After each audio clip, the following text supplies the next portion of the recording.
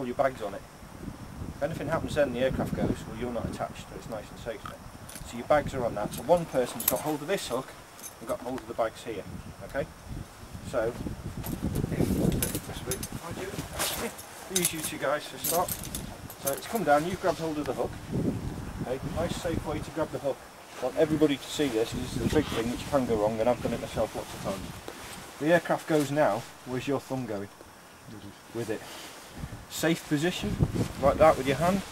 So if you've got hold of the hook, that's a safe position. The aircraft goes now, it's going up.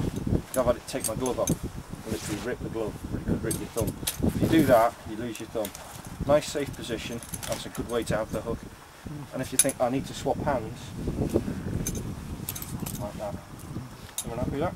So if you've got hold of the hook there, so it's come down, you're holding that, you're looking at the aircraft, make sure it's not going. The next guy in, comes in, puts all the bags on there. Yep. Hands it to him, so he's got hold of the bags and the hook. Obviously you'd be kneeling down if you need to be stable. You then get into that strap. That. Put it on your back, pull the toggle down, you're secure. He's got the bags and the hook, but he's not secure. So you take over that, you take over that as well, nice and safe, and the next guy does it. Invariably it's a lot easier kneeling. It's a lot quicker. Your rucksack's probably not big enough to reach. Yeah, nice and safe. He's secure, and then you both look at the aircraft. One of you, because you've got hold of the bags, you've got your hands free. We're ready, fine. Thumbs up side and away you go. What you need to do, and everyone needs to be aware of this, just put your thumb inside that as you take weight off, because the straps can wrap themselves back around, open the gate, and everything can fall off. So just keep an eye on it as it comes up, make sure one of the straps are going to undo. So that's the easiest way. You're last on to the aircraft then, minimum amount of time. So you've got hold of the hook, sort the bags out, first guy, he gets in the strop, you hand over to somebody else, so this is still safe, and when you're both secure, thumbs up and away you go. When you're coming down, it's the exact reverse. So you come down, yeah, one person grabs hold of the safe, you grab hold of that on the way down just as you hit the deck to make sure the bags aren't going to come off. You both hit the deck. You've grabbed hold of the hook. So you come out your strop first, so in fact you can put that on the floor, you come out your strop, immediately take over that, then you come out of your strop. You're both away from the aircraft. Anything happens, well your bags go with the aircraft, then you take your bags. So you're always the last to be attached to the aircraft, the first to come off. Minimum amount of time in the danger area. Everybody happy with that? Yep. Like I said, big things to be aware of, the hook with your thumb, and just be careful as the weight comes on, the straps can literally, once you've got it hooked into there, it can fold back over the extra bit, do that and come off. I had it happen to me on wets last week when I had to lift a guy out of the water and just his legs came up. That was Gary. It didn't go well. Yeah, it's not a good time, so just be careful of it. Alright? And if the torque is such that it means that we can't maintain a hover should we lose one engine, you'll dump the lever, push your nose down, and we'll fly away from the situation.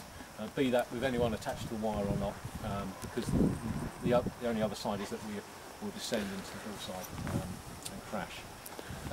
Worst situation, fairly common, is committed. It means that we're pulling enough power, we're heavy, we're over an area that if we lose one engine, we are committed to landing over whatever area that is, be it a crag or a cliff, or just on the sea. Landing in the loosest sense of the word. We're going to go in basically what's underneath.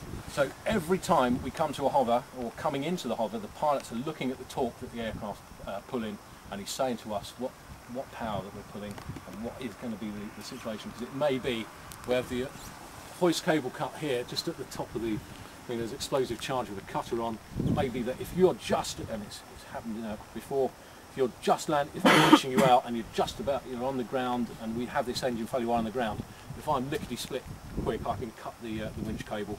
The cable will fall on top of you, but it's better than being carried down the hillside as the girl in Wasdale was.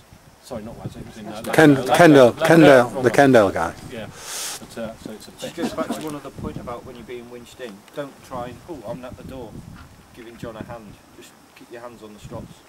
Yeah, some people come in, oh, I'm near that door, I'll help, and they've put their hands up here, which is where all the lights are, and the cable cutter. Until your bum arrives on the sill here, you don't really need to assist at all. I just don't sort of cling on to one another so that I can't turn you so your back's to me. Just be sort of limpy sacks of potatoes, and I can just drag you in. But as soon as your bum's on here, be a bit more proactive and just start shuffling back in the door. That's ideal. Considerations for the pilots, worse than updrafting air when it comes to power considerations. So this is hence the position, our positioning in the hills. So he's often an experienced pilot like he will look at the hills, and he'll try and second guess where the wind's flowing and how it's conforming around the valleys. His positioning in the hills, be it the routing or coming into a spot. We ideally don't want to end up downwind on the downdrafting side with very, very poor options for power.